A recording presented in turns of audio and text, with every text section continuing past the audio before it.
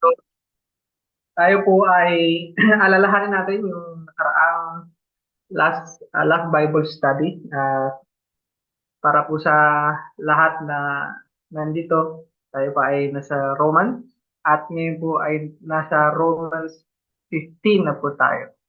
So, as usual, alam na po natin na ang libro ng Romans is yung sulat ni Paul para sa simbahan sa Rome. So, maalala natin na yung Romans 1 verse 16, sinasabi na ang magandang balita ay ang kapangyarihan ng Diyos para sa kaligtasan. At mula nga po doon, pinaliwanag ni Paul yung kalalagayan ng mga tao, ng mga hintil, ng mga Hudyo, at lahat po ni Paul kung paano yung pagliligtas ng Diyos. Specifically po yung tinatawag ng justification, kung saan pinaliwanag ni Paul kung paano nangyayari yung justification.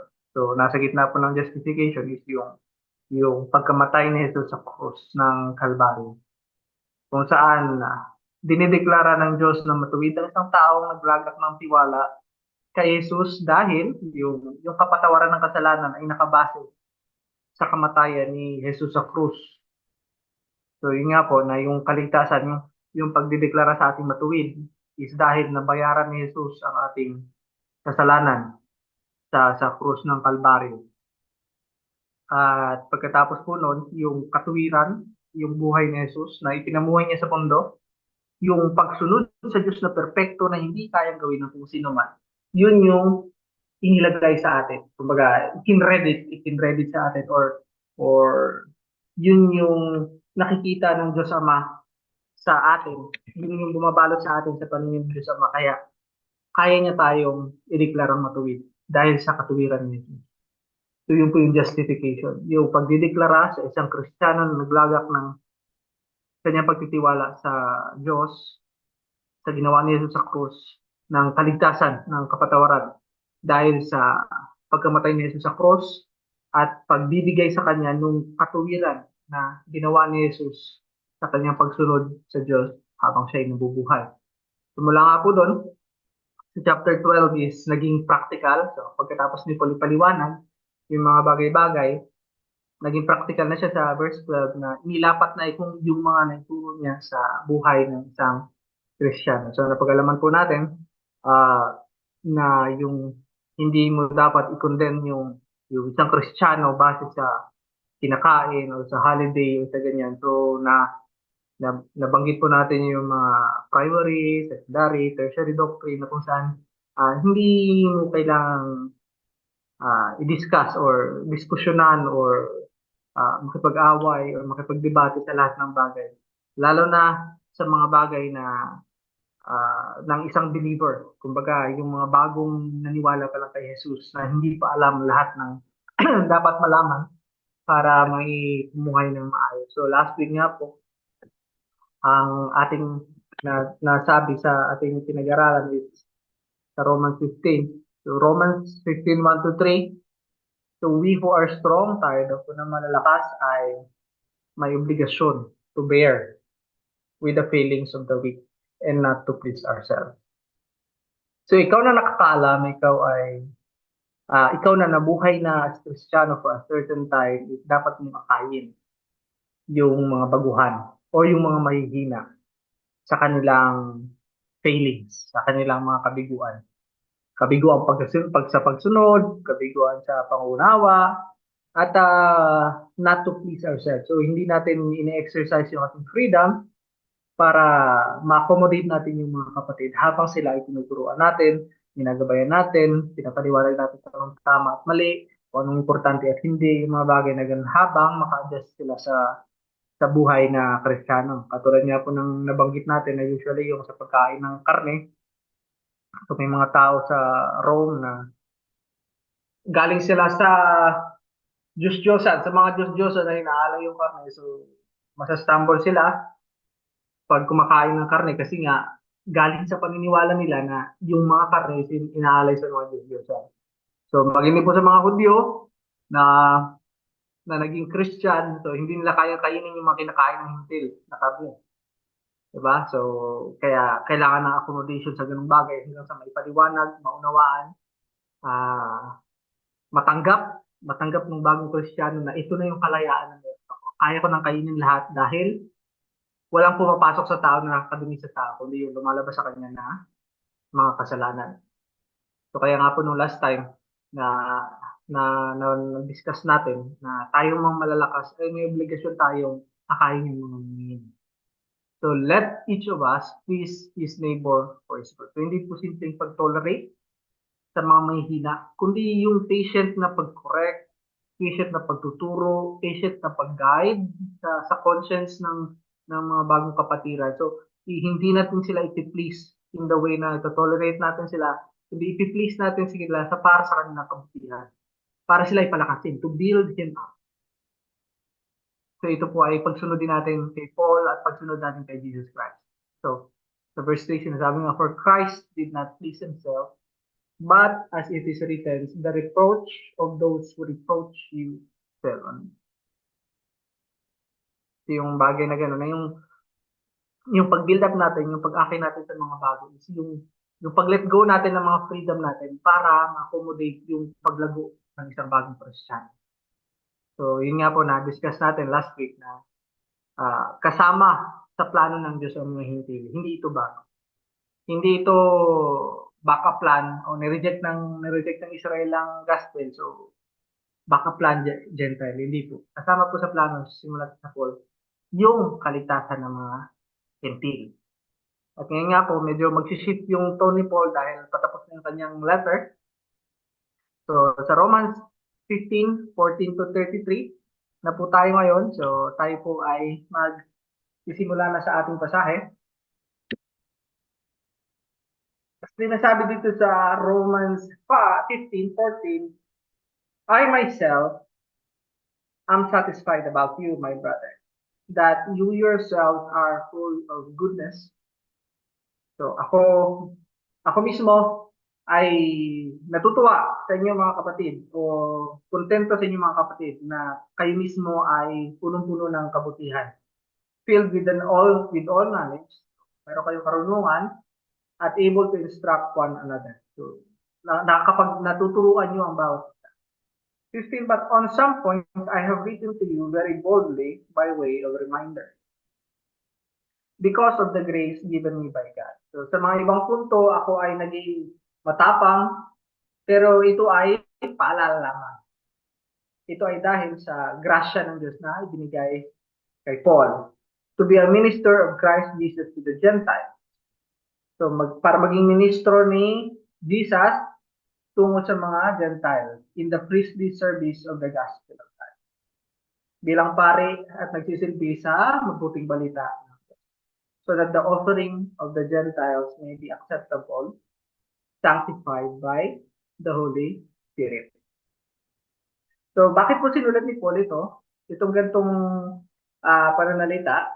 So parang kumakambyo si Paul, kumakambyo si Paul sa mga taga-Rome. Kung iisipin mo natin, hindi po si Paul ang nagtayo ng simbahan sa Rome. So kung isipin niyo po, ang tapang ng mga sinabi ni Paul, yung magandang balita, pinaliwanag niya, doctrinal masyado yung sinabi niya, mabibigat yung ibang bagay, ito mahirap intindihin. Pero hindi po si Paul kaparte ng simbahan ng Rome. So, siya ay sumulat sa mga taga-Rome, pero hindi po siya naging minister sa simbahan ng Rome. So, kumbaga may isang tao sumulat sa iyo na napakabigat na bagay. So, anong instinct mo? Ang sasabihin mo, who you? Sino ka, diba? So, si Paul is hindi siya parte ng Rome. Hindi rin siya yung nag-establish ng church sa Rome. Pero makikita natin na malakas na, healthy na yung church sa Rome nung panahon na yon, nung sumulat siya. So kaya sinasabi niya to na I myself am satisfied about you, brother. So sinasabi ni Paul, in-encourage ni Paul yung mga taga-Rome na kayo ay malalakas na. Kayo ay puno ng kabutihan. Kayo ay maalam. At kayo ay may kakayahang turuan ng bawat isa. Pero, naging matapang ako sa pagsusulat sa inyo para paalalahanan kayo. Dahil ako ang ministro ng Diyos para sa mga Gentile. So, nire-remind niya siya na kayo ay malalakas na, kayo ay okay, at parang kinakabyo ni Paul na pasensya na kayo kung mabigat yung pagkakasulat ko na ganito, pero ito yung aking pagpapaalala sa inyo na dahil may obligasyon si Paul sa bawat Gentile churches kahit hindi man niya itinayo. So, ang mga churches na hindi itinayo ni Paul sa Bible ay ang alam ko is Rome. Hindi involved si Paul sa Rome, pero ito sinulat niya, napakabigat na doctrinal book, yung mga katuruan at paliwanag ay malalim. Hindi rin part si Paul ng church sa Colossae, kung saan sinulat niya yung letter to the Colossians. So kaya nandito na present na sinasabi niya na okay kayo mga kapatid. At sumulat ako sa iyo na mabigat kasi nga gusto kayo palalahanan. Dahil ako ang pinadala ng Diyos para sa mga Gentile. So yun po yung parang gist ng ating passage ngayon. So sa verse 14, I myself am satisfied about you, my brothers. Kontento si Paul sa mga taga-Rome. Dahil sila ay malakas na sila ng church. So healthy sila ng church. Nung panahon na yun So the Roman church that Paul was writing to was already a strong church. Sila ay developed na church. So meron silang goodness. Meron silang high moral character, goodness, kabutihan. So meron din silang knowledge. So the church is doctrinally sound. At yung nakakainsta, yung solid yung instruction nila, solid yung pagtuturo. So sa pagkakasabi sa study Bible, ito yung kakayahan ng mga mature na mag-preach, na maghayag ng salita ng Diyos, mag-divide sa word ni God, tapos yung counsel, yung magpayo, at yung magpalakasan, at mag-encourage sa isa't isa. So parang nandun na yung bond ng church as body ni Christ sa church ng Rome. Yun yung kinokomment ni Paul. So sa next verse, so verse 15, but on some points I have written to you very boldly by way of reminder. So kumbaga po, ang sagot sa pagod ay pahinga, so ang sagot sa pagkalimot ay pagpapaalala. So ito, ganito rin po yung sinabi ni Peter na hindi ako magsasawa na lagi kayong paalalahanan ng mga katotohanan na tinuturo ng Diyos. So kaya passionate si Paul sa paglalahad ng gospel, passionate si Paul sa paglalahad ng katotohanan tungkol sa gospel, sa ginagawa ng Diyos na pagliligtas, is para paalalahanan yung mga yung mga nakakalimot. So reminder is for those who forget. Yung paalala po ay para sa mga tao nakakalimot, and those who needed to always remember. So kung hindi man po tayo nakakalimot, tayo yung kabilang sa mga tao na kailangang laging makaalala. So it is instruction for those who do not know and to refresh someone who knows. So yun po yung value sa atin ng reminder. Yung ating pag-aaral, minsan kasi makakalimutan natin yung ibang bagay. So for one instance, napakalaki ng Bible. Pero kahit na yung mga passages na alam natin, na minsan nakikita natin sila sa ibang liwanag. Minsan natutulungan tayo ng ibang kapatid na may paliwanag pa ng mas maayos, mas malalim, at yung application sa ating mga buhay-buhay. So yun po yung isa sa mga concern ni Paul, na kailangan niyang i-remind yung mga taga Rome ng mga katotohanan ng kanilang salita. Always. So ganun po yung ginawa ni Paul sa mga taga Rome, ganun din po yung ginagawa niya sa atin sa ating pag-aaral ng salita ng Diyos sa New Testament at sa Old Testament. So yun po yung concern ni Paul, na kailangan niyang palakasin yung mga kapatiran sa pamamagitan ng reminder. So minsan po, mabigat yung mga tinuturo ni Paul. Kahit po tayo na nagsistudy na ng 2,000 years later, is nahihirapan din po tayo intindihin. Pero yun, nandun po yung katotohanan ng Diyos na kailangan laging ipaalala. So because of the grace given me by God. Ito daw po ay dahil sa grasya na ibinigay kay Paul ng Diyos. So ano po ba yung grasya na yun? To be a minister of Christ Jesus to the Gentiles in the priestly service of the gospel of God. So yung ginagawa po ni Paul, yung pagiging missionary ni Paul, yun po ay ministeryo binigay sa kanya ng Diyos. So makikita nga po natin sa Romans 11:13 to 14, sinasabi doon, now I am speaking to you Gentiles, ngayon sinasabi ko sa iyo mga Hintil, inasmuch then as I am an apostle to the Gentiles, I magnify my ministry. So, sa kadahilan ng ako ay ang apostol tungo sa mga Hintil, gusto ko at ginagawa ko ang aking ministry in order somehow to make my fellow Jews jealous and thus save some of them. So, hindi nagbabago yung pagmamahal ni Paul sa mga Hudyo, pero ang trabaho na ibinigay sa kanya ng Diyos ay ang pagiging minister or apostle to the Gentiles. So that the offering of the Gentiles may be acceptable and sanctified by the Holy Spirit. So, importante po yun na yung mga ginagawa natin. So, nadaanan natin to before na yung importante yung motive natin sa paggawa ng mga. So, importante sa isang Kristiyano na ginagawa niya yung mga mabubuti niyang gawa dahil sa magandang balita. Dahil sa kaligtasan na kanyang tinanggap. Dahil sa tapos na ginawang pagliligtas ni Jesus sa Kalbaryo. Hindi po ba nadaanan natin na minsan ibang paniniwala, ang good works nila is yun yung hagdan nila papuntang langit. Na pagdating nila ng pintuan ng langit, Diyos, ito yung ginawa ko, obligado ka na papasukin ako sa langit. So, hindi po ganun ang na-accomplish ng magandang balita. So, nadaanan po natin sa Romans 3:23, lahat ay nagkasala at hindi umabot sa kalwalhatian ng Diyos.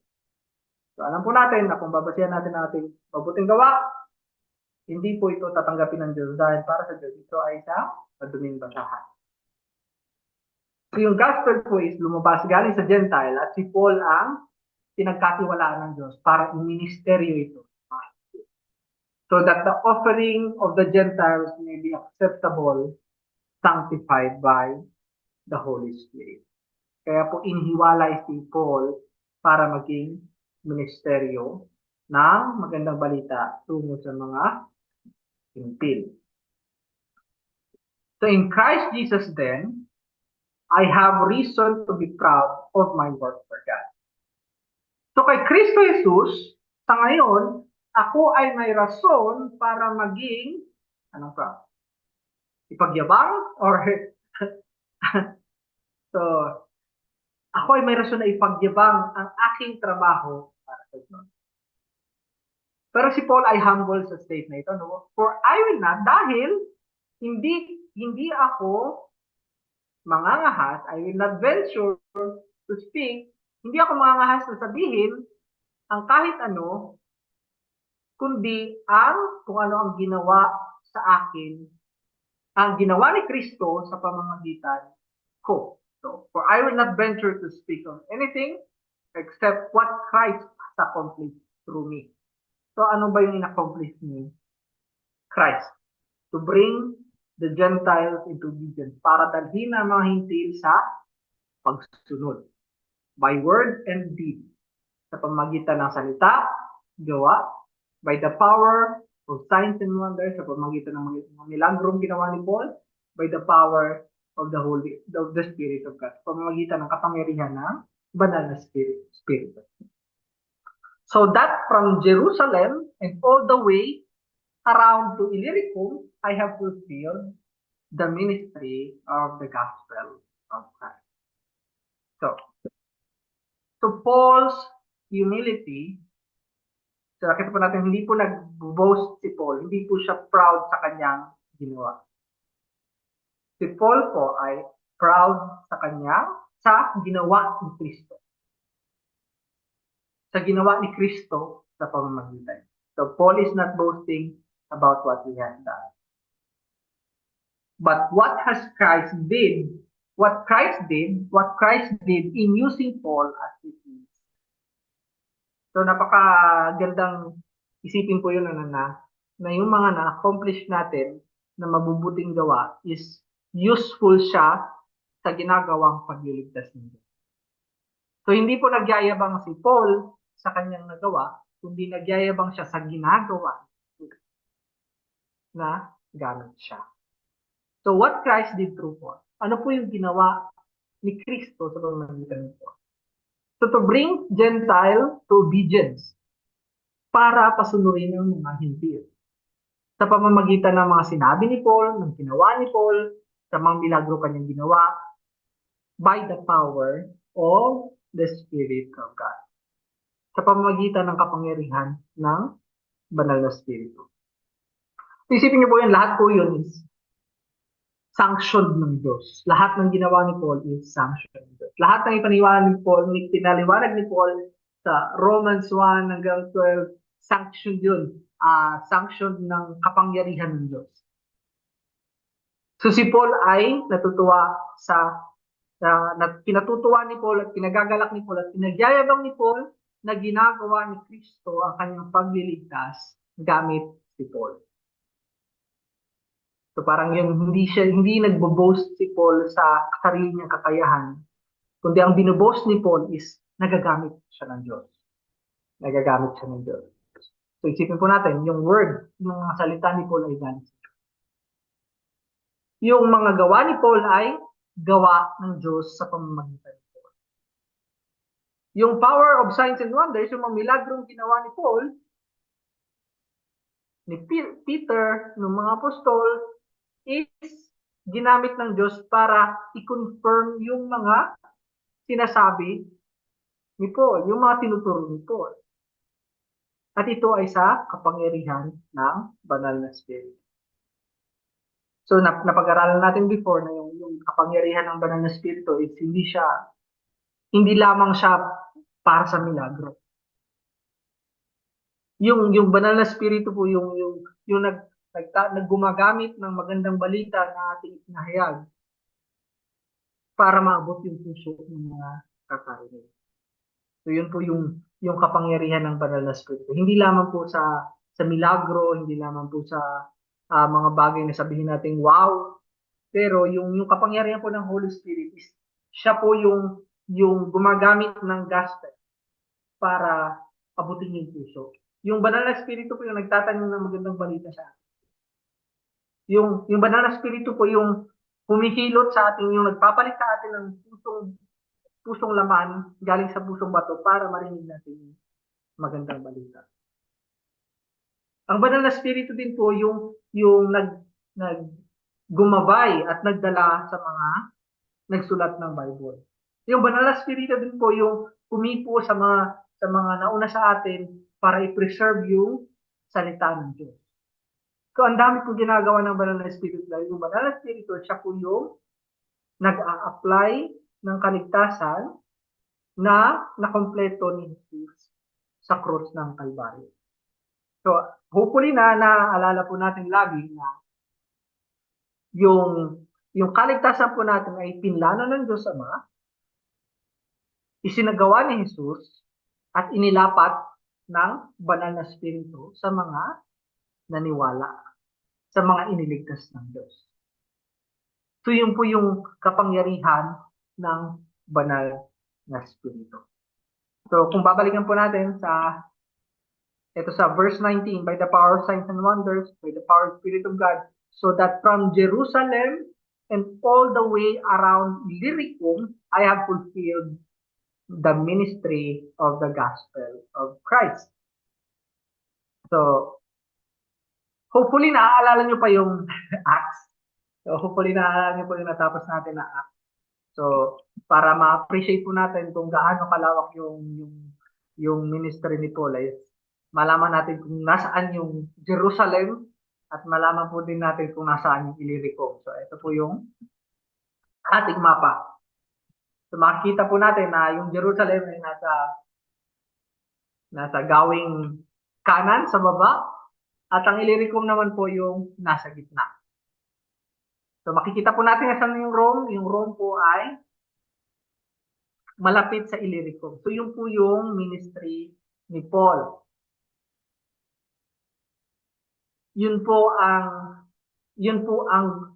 lawak ng mga missionary journey ni Paul kung saan nakapagtayo siya ng mga simbahan. So yung ministry po ni Paul ay pinaplano niya, pero ginagabayan siya ng Diyos. Ginagabayan siya ng Banal na Espiritu. So sa mga paglalakbay ni Paul, may mga bagay na hindi siya natutuloy at kumakaliwa, kumakanan siya ayon sa dikta ng Banal na Espiritu, ayon sa plano ng Diyos.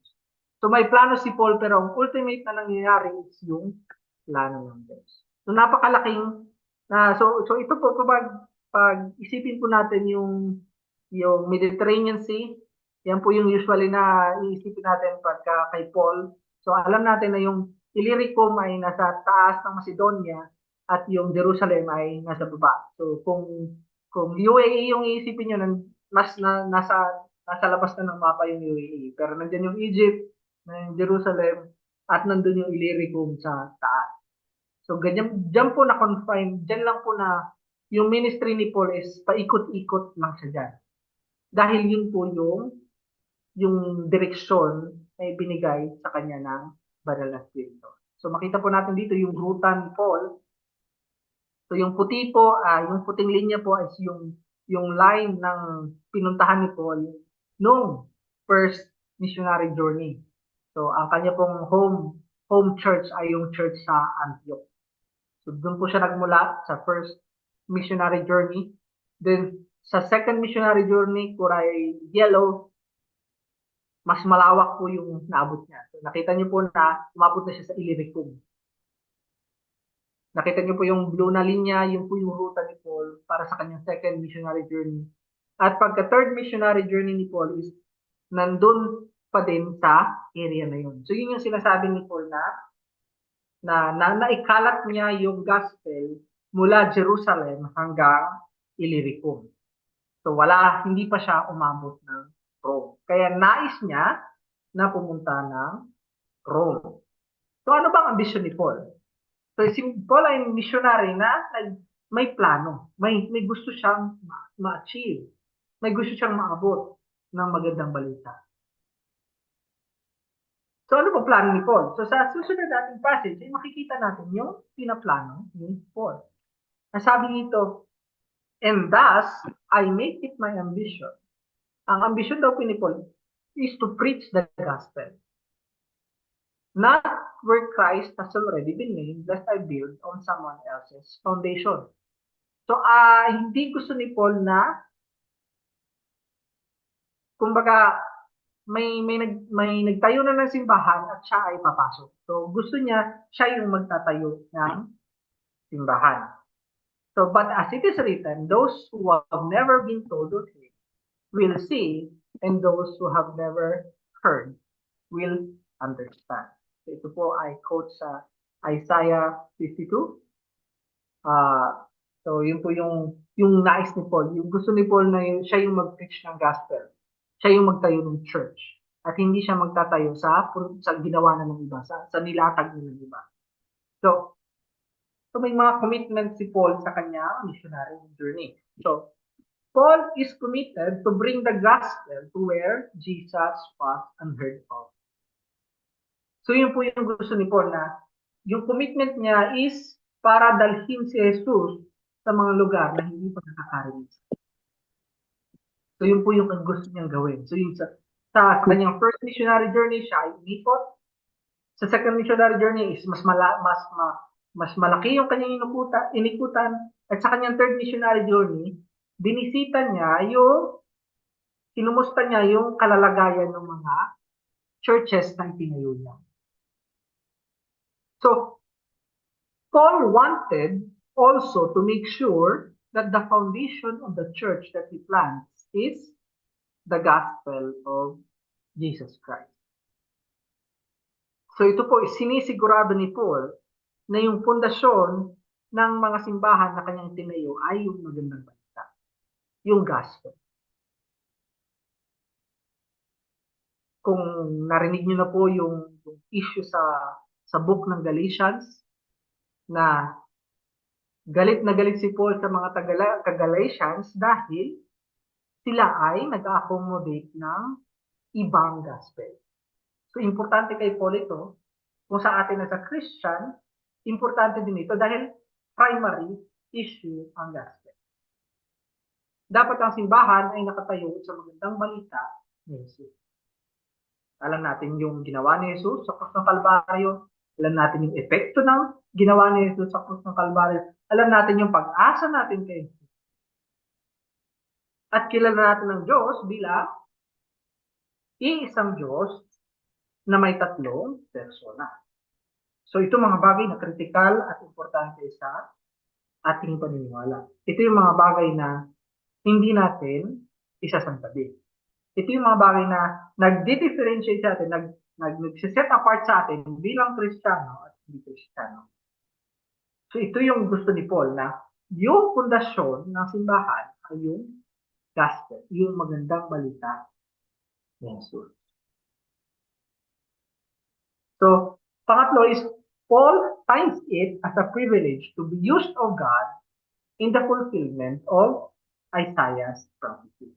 So ito pong quote niya, those who have never been told of him will see and understand that those who have never been told of him will see, and those who have never heard will understand. So basahin ko sa inyo yung yung sinabi ni Paul sa Isaiah 53.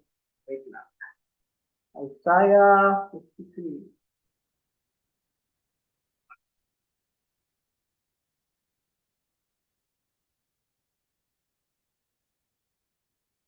Ito po ay Messianic Psalm 53.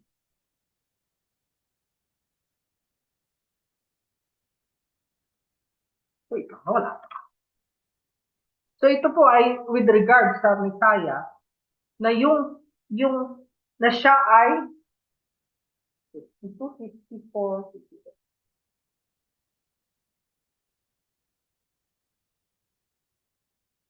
Ah, 50 to 15. So ang 50 to 13 po is, behold, my servant shall act wisely, and he shall be high and lifted up, and shall be exalted. So Isaiah 52:13, behold, my servant shall act wisely, he shall be high and lifted up, and shall be exalted. So sa fast forward, sa buhay ni Jesus, alam natin na si Jesus ay kinrucified. As many were astonished, verse 14, Isaiah 52, as many were astonished at you, his appearance was so marred beyond human semblance, and his form beyond that of children of mankind. So ito po ay prophecy tungkol sa crucifixion ni Jesus. So shall he sprinkle many nations. Kings shall shut their mouths because of him. At ito po yung kinote ni Paul dito sa ating passage. For that which has not been told them, they see. And that which they have not heard, they understand. So yun po yung kinote ni Paul. Na nagagalak po si Paul sa privilege to be used of God para i-fulfill yung prophecy ni Isaiah.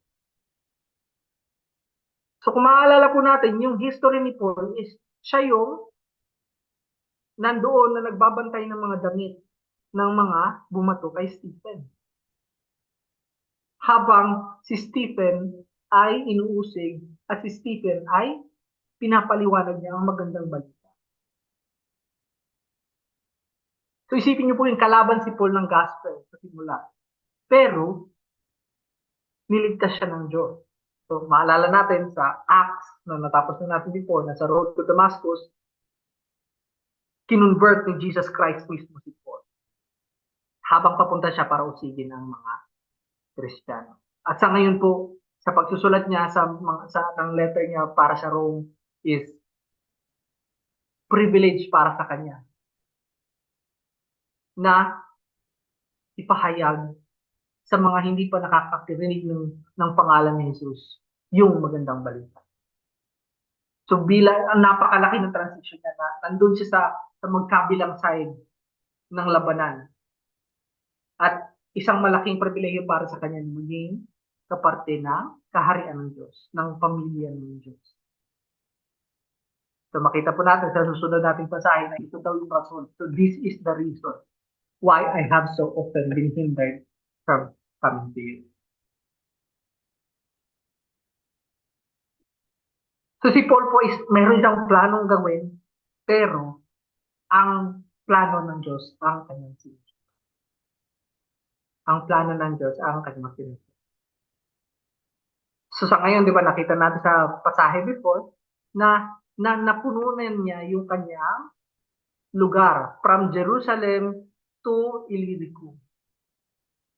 Nalibot na niya at naipahayag niya ang magandang balita from Jerusalem to Illyricum. So yun daw yung rason kung bakit hindi siya makapunta-punta ng Rome.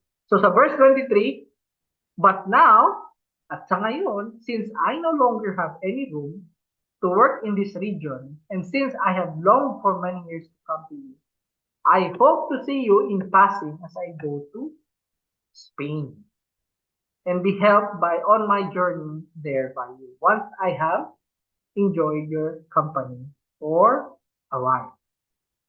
So isipin niyo po yun, hindi tumitigil si Paul. Si Paul ay inilaan niya ang kanyang buhay para sa magandang balita. So si Paul ay itinalaga ng Diyos para magministeryo sa mga hintil at napakaraming mga hintil at napakalapad ng lugar na pwede niyang puntahan. Pero lahat ng pinaplano niya ay ginagabayan ng banal na spirito. So yung providensya ng Diyos ang gumagabay kay Paul, pero hindi yun ang rason kung bakit hindi yun ang rason para hindi siya magplano. Si Paul ay nagpaplano. At yung mga plano niya ay inilalatag niya sa Diyos at ang Diyos yung nag-bless. So pupunta siya ng Spanya, ng Spain, ng France, ng Gaul. So yun yung mga Spain, yung pangalan ng lugar ng una pa man. So yung France is yung Gaul. So makita natin sa mapa. So ito po yung mapa. So nakita po natin yung Jerusalem nasa lower right, yung Illyricum nasa gitna, tapos yung sumunod is yung Rome. Ang gustong puntahan ni Paul ay Spain. So kahit ngayong mapa, Spain pa din yan. At yung goal ay France. So para ma-appreciate natin yung mga bagay-bagay na sinasabi. So layo na nang naabot ni Paul, no? So nung panahon na yan, wala pang economy sa eroplano o wala pa talagang eroplano. Talagang barko o lakad ang ano niyan. Pero hindi sumusuko si Paul sa mga bagay na ganoon. Siya ay misyonaryo sa puso. So, siya ay nagtanim ng madaming simbahan sa Jerusalem hanggang sa Illyricum. Pero diyan siya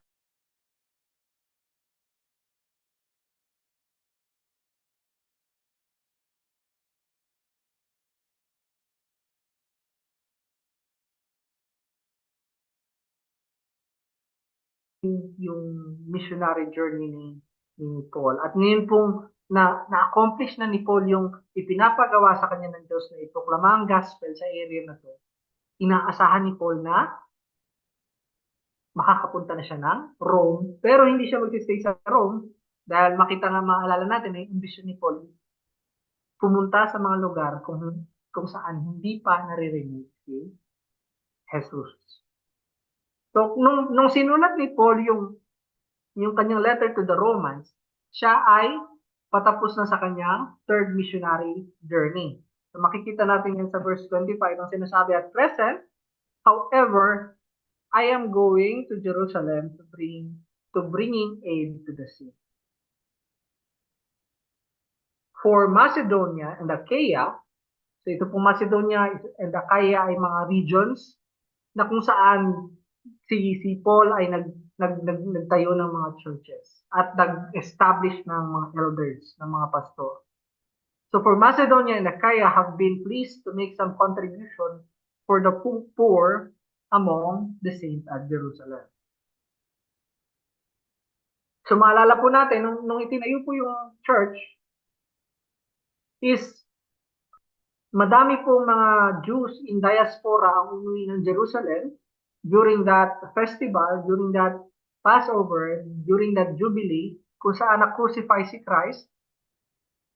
At nung naniwala sila kay Jesus, is hindi na sila bumalik.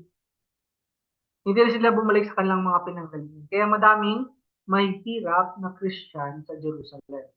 So kaya kinakailangan ni Paul na lumikom ng mga material na bagay para pagtulong sa mga poor among the saints at Jerusalem. At itong mga Gentile na churches na ito is nag-contribute sila para sa makatulong sa Jerusalem Church. Verse 27, for they were pleased to do it. Sila po ay malugod na ginawa ito. And indeed, they owed to them. For if the Gentiles have come to share in the spiritual blessing, so kung mga hintil na po ay nag-share sa blessing, sa spiritual blessing na supposed to be hindi itinanggi ng mga Israel, pero tinanggihan ng karamihan ng Israel, pero yung mga naniwala is maliit lang na yung church in Jerusalem. So, gaano na lang na tumulong ng material sa mga nangangailangan sa Jerusalem. So, ginawa din po ito ni Paul para maging united. Hindi po iba ang simbahan ng mga Gentile. Hindi rin po iba ang simbahan ng mga Hudyo. Ang pamilya ng Diyos, ang Church of God, ang Universal Church ay iisa. Lahat ay may iisang Diyos, lahat ay may isang magandang balita. Para makita ng Jerusalem Church na kaisa sila sa mga Gentile churches. Ito yung ginawa ni Paul, na ipaabot yung tulong ng Macedonia at Achaia sa mga kapatiran sa Jerusalem. Dahil sila ay magkakapatid, sila ay iisang pananampalataya, sila ay isang pamilya, sila ay iisang simbahan, katulad natin. So, 28, when therefore I have completed this, and have delivered to them what has been collected, I will leave for Spain by way of you. So pag nakompleto daw ito ni Paul, siya ay tutungong Spain at dadaan siya na Rome. So I know that when I come to you, I will come in the fullness of the blessing of Christ. Yun po yung plano. Yun po yung plano. Pero natapos na po tayo sa Acts. So hopefully, natatandaan nyo, or kung hindi nyo natatandaan, tingnan na lang natin yung nangyari kay Paul. So kung ma-observe nyo po, ito po yung total na missionary journey ni Paul. So ikwento ko na lang yung nangyari sa Acts. So, first missionary journey, okay. Second missionary journey, okay. Third missionary journey, ito po yung journey kung saan lumikom si Paul ng mga tulong galing sa mga Gentile churches. So ito po yung kulay blue na line. Ito po yung kulay na blue na line. So nagpadala din po ng representative yung mga simbahan para samahan si Paul na ihatid yung tulong ng mga Gentile churches sa mga saints at Jerusalem. So ang plano po ni Paul is pagkatapos niya i-deliver sa Jerusalem, siya ay pupunta na Rome. Pero may ibang plano ang Diyos. So papunta pa lang po si Paul ng pabalik ng Jerusalem, ay binabalaan na siya ng banal na spirito ng mga kakaharapin niya. So yun po nangyayari. So kaya nga po sa susunod nating pasahe, I appeal to you brothers I appeal to you, brothers, by our Lord Jesus Christ and by the love of the Spirit, to strive together with me in your prayers to God on my behalf. So umapila si Paul sa kanila, sa mga taga-Roma, na ipanalangin siya. 31, that I may be delivered from the unbelievers in Judea. So may opposition po kay Paul, si Paul, lapitin ng gulo. So kahit saan po si Paul, lagi siyang napapagulo dahil sa hindi niya tinatanggi ang magandang balita. Ito ay kanyang pinapahayag. So that I may be delivered from the unbelievers in Judea, para mailigtas siya sa mga kalaban sa Judea, and that my service for Jerusalem may be acceptable, para tanggapin yung kanyang serbisyo. So ang serbisyo ni Paul is dalhin yung tulong ng nilikom ng mga simbahan ng Hentil sa mga santo sa church sa Jerusalem. So that by God's will, I may come to you with joy and refresh in your company. May the God of peace be with you all. Amen. So yun po nagtatapos ang ating passage. So, anong nangyari?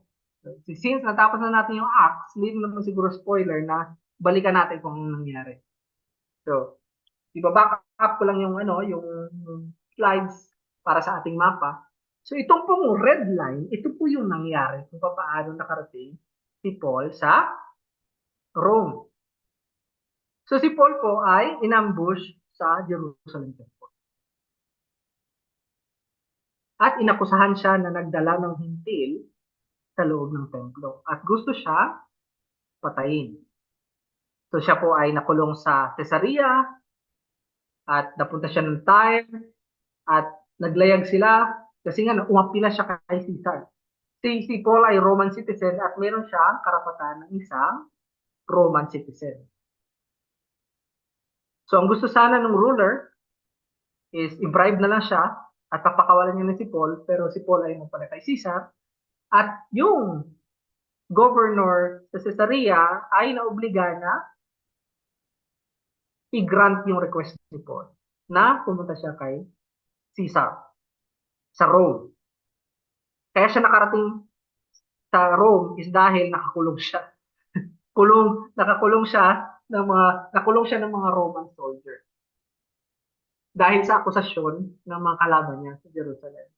So yung dilaw po na yan na ruta, yan yung barko nila. So anong nangyari po sa Gortuna, itong sa gitnang parte ng ating illustration, diyan po sila tinamaan ng bagyo.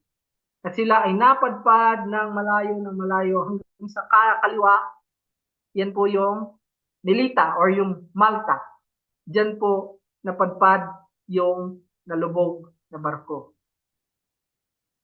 ng mga Roman soldier. Diyan po sila napadpad sa Malta. Doon po kinagat ng ahas si Paul. At sinabi ng mga tao na sinumpa siya dahil kinagat siya. Tapos nung hindi siya namatay, pinagpala tong tao. So, nakapagtanim po rin po ng magandang balita si Paul sa Malta. At doon po sila nang galing, nakasakay po sila ng isang barko, saka sila nakapunta ng Rome. So, hindi po nangyari yung plano ni Paul na pag natapos na ako dito, maligtas ako sa mga kasama, sa mga kalaban ko sa Jerusalem, tanggapin ng mga taga Jerusalem yung aking serbisyo, punta na ako dyan para pumunta ako ng Spain. So, hindi po nangyari yun. Bagkos si Paul ay umapila kay Caesar, kalaban niya yung mga taga Jerusalem, at siya po ay nakaabot ng Rome sa pamamagitan ng Roman government, ng Empire ng Rome, dahil siya po ay preso ng Empire ng Rome. Pero nakarating po siya ng Rome. Kahit po siya ay na-shipwreck, hindi po sila namatay, naka-survive sila sa Malta at nakarating sila ng Rome. Anyhow, yun po yung detalye ng story kung naalala po natin yung pinag-aralan natin sa Acts. So makita po natin yung prayer request ni Paul. Yung prayer request ni Paul is that I may be delivered from the unbelievers in Judea, that my service for Jerusalem may be acceptable to the saints, that by God's will, I may come to you with joy and be refreshed in your company. So ito po yung plano ni Paul na hindi nangyari, pero ang plano pa din ng Diyos ang nasunod. Nadala pa rin na si Paul sa Rome, which is yung plano niya, hindi nga lang sa pamamaraan na pinili niya, kundi ito ay sa provision pa rin ng Diyos sa buhay ni Paul. So, mainam po na makita natin sa ating buhay na may plano po tayo, pero yung plano ng Diyos ay yung natutupad sa ating buhay. Yun yung natutupad sa buhay ng bawat isang Kristiyano. So ito po ay nakasulat sa Bible na buhay na nangyari kay Paul, pero yung kada buhay ng isang Kristiyano ay ginagabayan ng makapangyarihang Diyos. Kumbaga. So sa prayer po na ito please, with regard sa prayer na God makes our humble, dependent, and expectant Christ. Yung ginagawa daw po ng Diyos yung ating mapagpakumbaba, nakadepende at namamag-asang iyak ng tulong para maging instrumento sa mga ginagawa ng Diyos sa mundo. So, God makes our humble, dependent, expectant Christ for help, the instrument of what He does in the world. So, ito daw po yung ginagawa ng Diyos. We should assume that God has very few plans for the world that do not involve the prayers of His people. So kasama daw po sa plano ng Diyos yung pananalangin natin. Yung pananalangin natin. His will be done, whether I pray or not. So, nangyayari yung will ng Diyos, manalangin man ako hindi.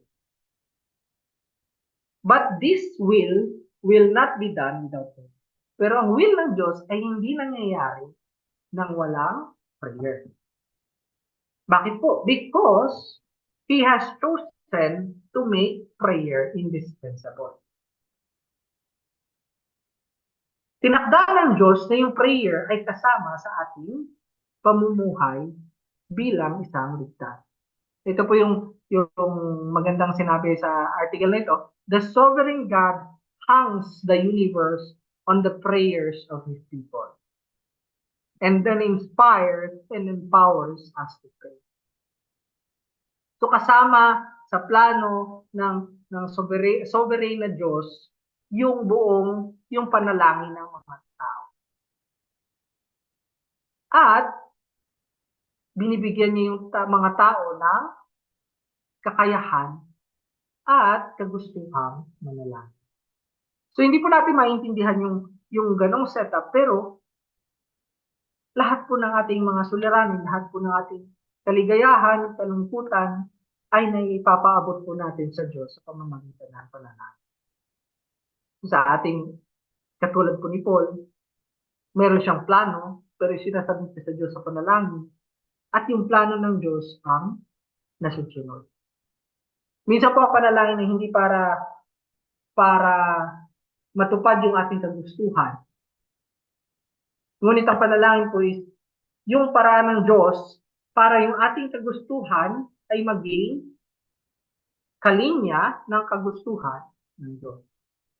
So yun po yung silbi ng ating panalangin. Katulad ni Paul, sa pagsulat niya sa Rome, na bago siya dumating ng Jerusalem na makipag-strive kayo sa Diyos, manalangin kayo sa Diyos na iligtas ako sa mga kalaban ko sa Jerusalem, maging katanggap-tanggap yung aking inipon na tulong ng mga Gentile churches para sa Jerusalem Church, at naway matapos ko yung aking ginagawa dito at makarating pa sa inyo dyan sa Rome. So isipin po ninyo yun, no, na napakahirap ng ginawa ni Paul.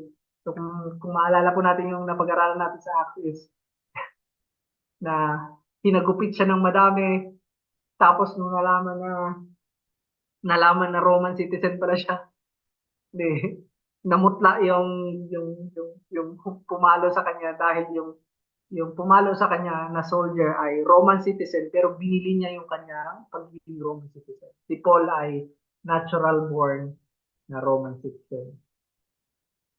Grabe po yun ang pagdaanan ni Paul. Pero lahat po ng iyon ay nangyari para may sakatuparan ng kagustuhan ng Diyos. Para may palaganap ang gospel. So nakaabot po si Paul sa Rome, naka-house prison siya, pero nonetheless, nakaabot si Paul sa Rome. So according sa church tradition, nakaabot din daw ng Spain si Paul. So hindi natin nalaman kasi hindi na naka-record sa scripture, pero yun yung sinasabi ng church tradition. So I hope po na nakita natin yung yung connection ni Paul sa Church of Rome na hindi naman siya minister ng Church of Rome. Pero kaisa sila sa gospel. In-acknowledge ni Paul na malakas ang Roman Church dahil meron silang goodness, meron silang knowledge, at kaya nilang instruct ng isa't isa. Pero dahil sa kagustuhan ni Paul, sa ministeryo ni Paul, ay mabigat yung sulat niya, pero by way of reminder. So at ngayon humihingi siya ng panalangin para gabayan siya ng Diyos at samahan siya ng Diyos para sa mga gagawin niya. At nakita naman natin yung blessing on hindsight dahil alam natin kung ano nangyari kung nagbabasa tayo ng Bible. So napakadami ng struggles ng buhay Kristiyano pero alam natin na sovereign ang Diyos. May maaasahan tayong Diyos na tutulong sa atin at hindi tayo iiwanan. So hopefully na nakatulong po sa atin ang Bible study. Tayo po ay magsara sa panalangin. Amang banal Diyos na mapangyarihan, salamat po Panginoon sa inyong sinasagawang na sinasagawa ninyo ang inyong will sa buhay namin bawat isa Panginoon. Salamat sa napag-aralan namin na struggle ni Paul pero yung heart ni Paul is nandoon sa pagpapalaganap ng magandang balita. Naway kami din po ay ganoon ang aming puso na punuin po namin ito ng magandang balita at isa-isip po namin, isagawa namin at sa buhay namin ang mga bagay-bagay na nakapagpalaganap ng inyong magandang balita at may share namin sa mga tao si Jesus Christ na nabuhay na matuwid, namatay sa krus ng Kalbaryo at naging kaligtasan namin nung naniwala kami sa Kanya. Kayo po ang gumabay sa amin, sa aming pag-alala at pag-intindi ng inyong mga sinasabi sa inyong Biblia, Lord. At kayo po ang mag-glorify talaga. In Jesus' name, Amen.